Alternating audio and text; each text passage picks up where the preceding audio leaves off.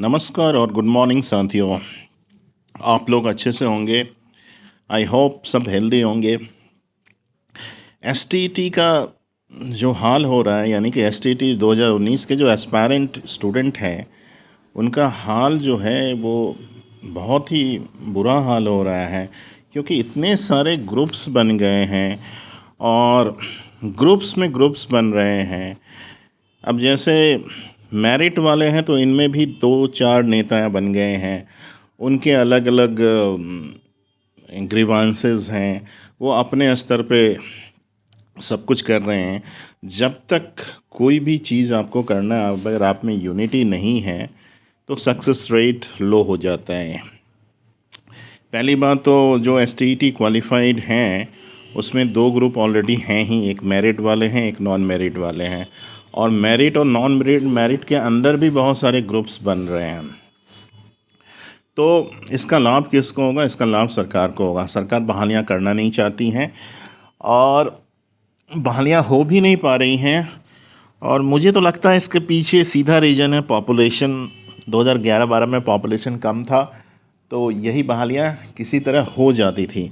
आजकल पॉपुलेशन इतना ज़्यादा है, कोई भी बहालियाँ होती है तो उसमें इतने ग्रीवांसेस आने लगते हैं, इतने कोर्ट केसेस होने लगते हैं और बहालियाँ हो जाए अजूबा है। आजकल इतनी सारी बहालियाँ निकलती हैं कि अगर कोई भी स्टेट की हो, अगर उसमें रिक्रूटमेंट हो जाए तो ये बहुत बड़ा अचीवमेंट होता है।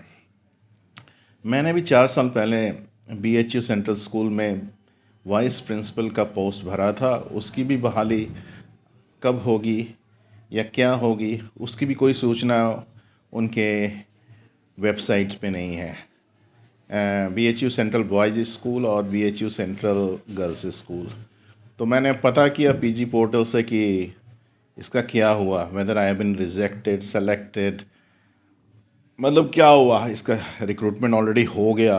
तो फिर वहाँ से मुझे सूचना मिली कि ये प्रोसेस में है, पेंडिंग में है और इसमें क्या हो रहा है ये हम सूचना दे नहीं सकते, ये कॉन्फिडेंशियल है। यानी कि हर जगह यही मामला है, कोई भी स्टेट हो, कोई सेंट्रल गवर्नमेंट हो। अब जो इरा आ गया है, आप मोदी का इरा बोलिए या जो भी बोलिए, इस इरा में गवर्नमेंट जॉब का रिक्रूटमेंट हो जाना ये अपने आप में एक अजूबा है। हो जाता है तो बहुत अच्छी चीज़ है, पर हो जाना ये अजूबा बन गया है। सारे जॉब्स कार्टेल्स हो रहे हैं, बैंक को सब मर्ज किया जा रहा है, स्कूल्स भी मर्जिंग होके चल रहे हैं और जो प्रोसेस है गवर्नमेंट को सूट करता है, नियोजन इकाई प्रोसेस। नहीं तो अगर गवर्नमेंट चाहे तो ये रिक्रूटमेंट 1 या 2 दिनों में हो सकती है।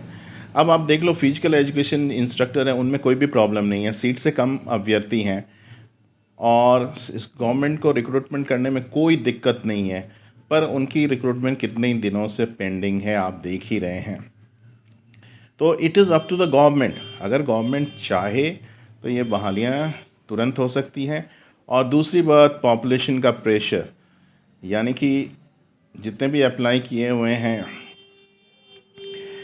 उनकी संख्या ज़्यादा है, उसमें बहुत सारे ग्रुप्स हैं और गवर्नमेंट भी नोटिफिकेशन निकालती है तो उसमें कोई आकलन नहीं करती है। कहीं कुछ लिखा हुआ, कहीं कुछ लिखा गया। जैसे कि आप नियमावली देख लो, वहाँ दूसरी बात है, इसमें दूसरी बात है। कंप्यूटर टीचर के लिए क्वालिफ़िकेशन देख लो, नियमावली में बीएड भी होना चाहिए, पोस्ट ग्रेजुएशन भी होना चाहिए, और आप नोटिफिकेशन में देख लो अलग क्वालिफ़िकेशन है। तो सब जगह जो है डिस्क्रिपेंसी है। तो गवर्नमेंट के जो पदाधिकारी हैं या जो देखते हैं वो इस पोस्ट को मेरे ख्याल से डिज़र्व नहीं करते हैं, क्योंकि यह डिस्क्रिपेंसी की अति हो गई और ये कॉपी पेस्ट की भी अति हो गई। जो पहले से चला आ रहा है वो कॉपी पेस्ट करते हैं, कुछ भी एनालाइज नहीं करते हैं। कहाँ कहाँ से क्वालिफ़िकेशन भी कहीं से मिल गया तो वो कॉपी पेस्ट कर लेते हैं। वो ये भी नहीं देखते हैं कि ये सही है गलत है, हमारे स्टेट के लिए है कि नहीं है। बाकी चीज़ें भी ये काम नहीं करते हैं। तो जैसा इन्होंने सिस्टम बनाया हुआ है वैसे इनके पास टीचर्स भी हैं। पहले के टीचर्स जो नियुक्त हुए हैं 5-6 साल 2005-6 में, जिन्होंने 30-40 हज़ार रुपया घूस दिया मुखिया इनको, उनकी रिक्रूटमेंट हो गए, चाहे आपको 3rd डिवीज़न ही क्यों ना हो। बहुत सारे टीचर्स हैं जिनको अपना नाम भी लिखने नहीं आता है, but they are teacher, they are getting around 40,000। तो ये सब सारी चीज़ें हैं। और आजकल के युवा जो क्वालिफाइड हैं, उन्हें सब कुछ आता है, तो वो चक्कर काट रहे हैं। तो एक तो पॉपुलेशन जो है, पॉपुलेशन भी कारण है, और दूसरा सभी कोर्ट केसेस करते हैं अपने अपने पॉइंट ऑफ व्यू को स्टैंड करने के लिए, ये भी एक कारण है। तो क्या होता है, देखते जाइए ये रिक्रूटमेंट कितने सालों में होती है। तो मैं तो कहता हूँ कि मिनिमम अगर 5 सालों में भी हो जाए, या 4 साल, 3 साल, 3 साल तो हो ही गए, 5 साल में भी हो जाए तो गुड लक, अच्छी बात है अगर गवर्नमेंट कर दे।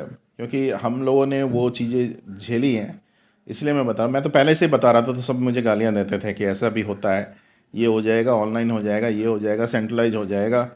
तो अब आप महसूस कर रहे हैं कि किस तरह रिक्रूटमेंट होती है, क्या होता है। थैंक यू दोस्तों।